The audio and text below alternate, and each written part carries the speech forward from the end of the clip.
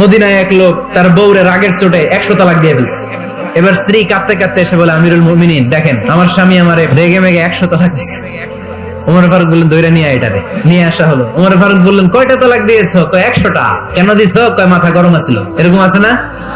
তালাক দেওয়ার সময় সব তালাক, তুই তালাক, তোর মা তালাক, তোর বোন তালাক, সব তালাক। তালাক দিবে ওয়াইফ রে, দিতেছে সবাই রে। তো ওমর ফারুক বললেন দিবে 3টা, 100টা দিলা কেন? কয় দাঁড়া, তালাক হচ্ছে আল্লাহর দেয়া বিধানের একটা নিদর্শন, এটা নিয়ে তুই খামখেয়ালি করলি। আমার রায় শোন, আমার রায় হচ্ছে 3 তালাকে তোর বউ তালাক, বাকি 97 তালাক তোর পিঠের উপরে পড়বে। এরকম দৃষ্টান্তমূলক বিচার যদি বাংলার জমিনে দেয়া হতো, আর কোন নারী ধর্ষিতা হতো, আর কোন নারীকে অ্যাসিড মারা হতো, আর কোন নারী যৌতুকের জন্য কান্না করতো।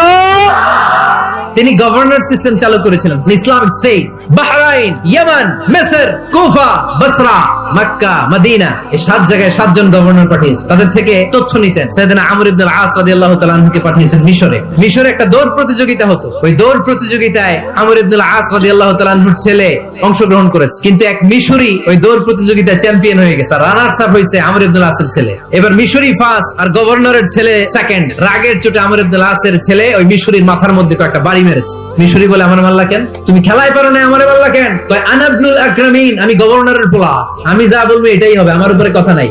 মিশরি ওইখানে আর ঝগড়া বাঁধায় নাই, মনে দুঃখ নিয়ে মদিনায় চলে আসলেন। এসে বললেন, আমিরুল মুমিনিন, একটা প্রতিযোগিতায় আমি চ্যাম্পিয়ন হয়েছে, ওনার ছেলে হয়েছে রানার আপ। বিচারটা দিছে কার দরবারে? ওমর ফারুকের দরবারে। ওমর ফারুক বললেন, যাই, আগামী বছরের অমুক তারিখ আমি সব গভর্নরদেরকে ডেকে হিসাব নিতে, ওই দিন তুই থাকবি। ওই দিন 7 রাজ্য থেকে 7 গভর্নর হাজির, গভর্নরদের ছেলেরাও হাজির, মিশরীয় হাজির। আমর ইবনুল আস, তুমি মিশরের গভর্নর, তোমার ছেলে সহ তুমি আসো। এবার বললেন, আমর ইবনুল আসের ছেলে, তুমি নাকি ইবনুল আকরামিন গভর্নরের ছেলে, তুমি যা বলবা মিশরে নাকি তাই হবে, তোমার নাকি অনেক দাপট। নিজে একটা লাঠি এনে মিশরীর হাতে দিয়ে বললো, এবার তোর মাথায় যতটা মারছে তুই ততটা গুনে গুনে মার। সে বলতেছে, থাক, আপনি বলছেন এতেই যথেষ্ট, মারা লাগবে না, আমি মাফ করে দিলাম। ওমরে ফারুক বলল, খবরদার, মার ওর মাথার মধ্যে। মিশরী ওমরে ফারুকের ধমক শুনে ভয়ে ভয়ে 3টা বাড়ি মারলো। এই বাড়ি মারা দেখেও ওমরে ফারুকের হৃদয় ঠান্ডা হয় নাই।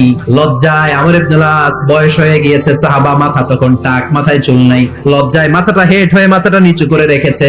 এবার রাগের চোটে ওমরে ফারুক বললেন, এবার আমর ইবনে আল-আসের টাক মাথার মধ্যে একটা মার। কেন ছেলেকে শিক্ষা দিতে পারে নাই? ইয়া আমর ইবনে আল-আস, তোমরা কখন মিশরীদেরকে নিজেদের দাস বানায় নিলা? আর ওদের মায়েরা তো ওদেরকে স্বাধীন সন্তান হিসেবে প্রসব করেছে।